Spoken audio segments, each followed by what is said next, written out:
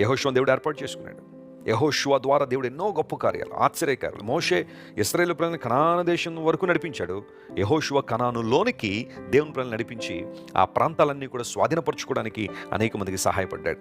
దేవుని బిడ్డలారా, ఆ ప్రక్రియలో దేవుడు యెహోషువతో మాట్లాడుతూ, నీవు బ్రతికే దినములన్నింటిలో ఏ మనుషుడు నీ ఎదుట నిలవలేడు అన్నాడు. దేవుడు యెహోషువను అభిషేకించాడు, తన శక్తిని ఇచ్చాడు. శత్రువులు ఎప్పుడు కూడా నీ ముందు నిలవలేరు. అలాంటి శక్తిని నీకు ఇస్తున్నాను, అలాంటి ఆధిక్యత నీకు ఇస్తున్నాను. కారణం, యెహోషువలో యుద్ధ నేర్పరితనం ఉందనో చాలా గొప్పవాడనో కాదు, కానీ యెహోషువ పక్షంగా దేవుడు ఉన్నాడు కాబట్టి, దేవుడు తన సన్నిధిని తన మీద కుమ్మరిస్తున్నాడు కాబట్టే యెహోషువ శక్తిమంతుడిగా మారాడు. ఈరోజు బహుశా నీ ఎదుట చాలామంది నిలబడ్డారా?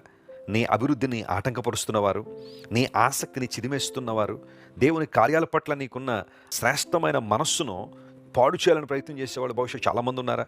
నీ అభివృద్ధిని, నీ యొక్క ప్రోగ్రెస్ను అడ్డుకుంటున్న శక్తులు నీ ముందు ఉన్నాయా? దేవుడు నీతోనే మాట్లాడుతున్నాడు. నీ ఎదుట ఏ వ్యక్తి నిలవలేడు. నీ శత్రువుల మీద నీకు జయమిచ్చే దేవుడు ఆయన. శత్రువుల ఎదుట కూడా భోజనాన్ని సిద్ధపరచగలిగిన సామర్థ్యం కలిగిన వాడు. నీకు విరోధంగా రూపించబడిన ఏ ఆయుధము వర్ధిల్లదు అని వాగ్దానం చేసిన దేవుడు నీ అభివృద్ధిని, నీ విశ్వాసంలో నీ యాత్రను, దేవుని పక్షాన నీకున్న ఆసక్తిని త్రుంచివేయాలని ఆశించే ప్రతి శత్రువు పన్నాగాన్ని దేవుడు రద్దుపరిచి నీకు గొప్ప విజయాన్ని దేవుడు దయచేయాలని కోరుతున్నాడు ఆయన. Praise the lord. అంత గొప్ప దేవుడు మన దేవుడు.